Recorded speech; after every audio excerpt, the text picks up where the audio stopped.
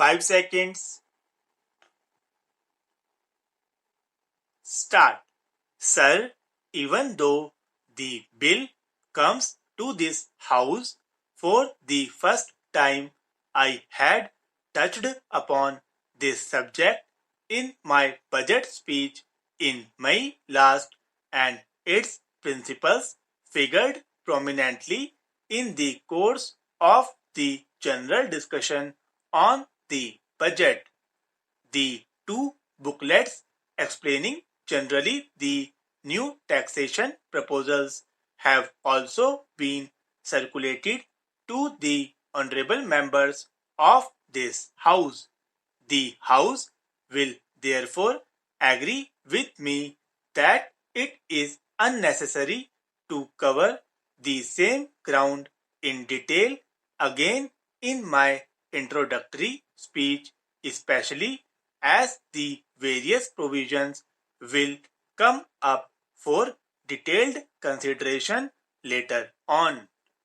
I will confine myself only to the changes that have been made in the original provisions of the bill in the course of its passage in the other house.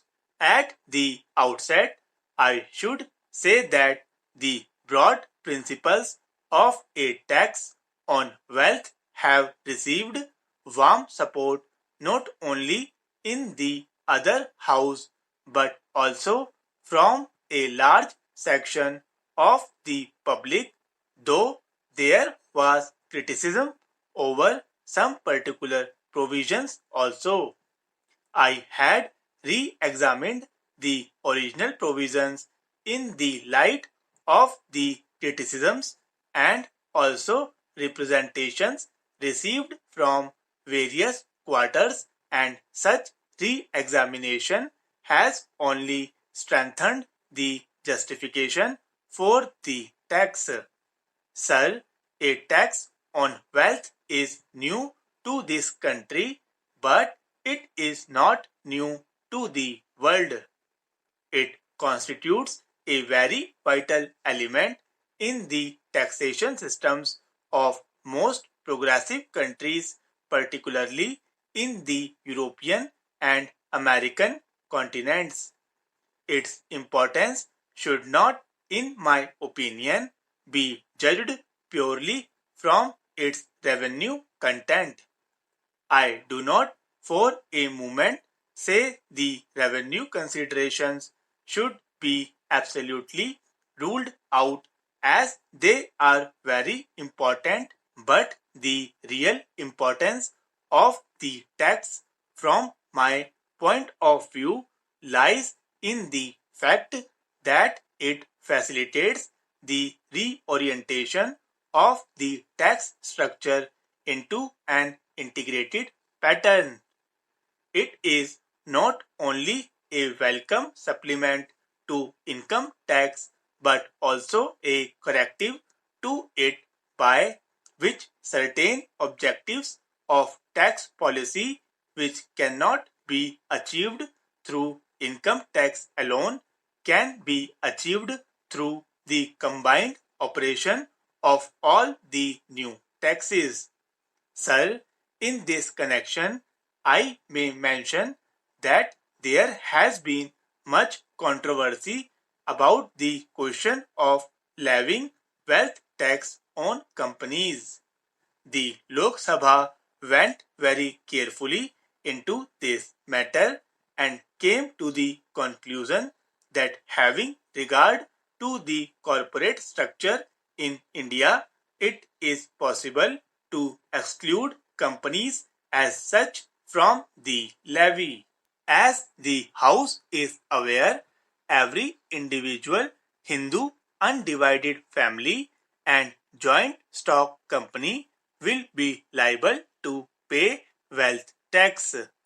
So far as individuals are concerned, the exemption limit is rupees 2 lakhs, and for companies the limit is rupees 5 lakhs. No changes have been made by the other house in regard to the limits for these two classes. For Hindu undivided families, the exemption limit has been raised from rupees 3 lakhs to rupees 4 lakhs.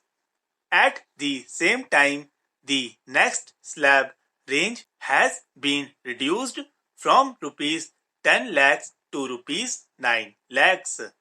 Taking companies first, all companies, whether public or private, and whether Indian or foreign, are liable to pay wealth tax. Ordinarily, a resident company will pay the tax on its total wealth, whether such wealth is held in India or outside. A non-resident company, however, will pay the tax only on its India wealth.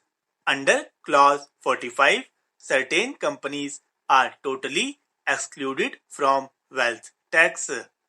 The bill, as it originally stood, excluded banking companies, insurance companies, and certain financial institutions sponsored by the central government. To this list has now been added shipping companies and institutions for the promotion of art, culture, commerce, etc., which are not established for the purpose of making profit and which are registered as companies for the sake of convenience of administration. Another important change is that a wealth tax holiday will be granted to industrial companies for 5 successive assessment years immediately following the date of incorporation. This concession has been provided not only as an incentive for promotion of new industrial enterprises but also with a view to avoiding any financial difficulty to such companies in the initial stages of their organization. The wealth tax holiday will also be extended to new industrial units of existing companies which are created by way of substantial expansion of the existing undertakings. As a corollary to the wealth tax holiday for new industrial companies, shareholders in such companies will also be similarly dealt with on the value of their shares for a like period of successive assessment years in which the companies themselves will be enjoying the wealth tax holiday. I may point out to you that because of the attitude of the mill owners of sugar factories of Bihar and Uttar Pradesh, there is an increasing demand among the peasants of these states that these sugar factories should be taken over by the government and run as public enterprises.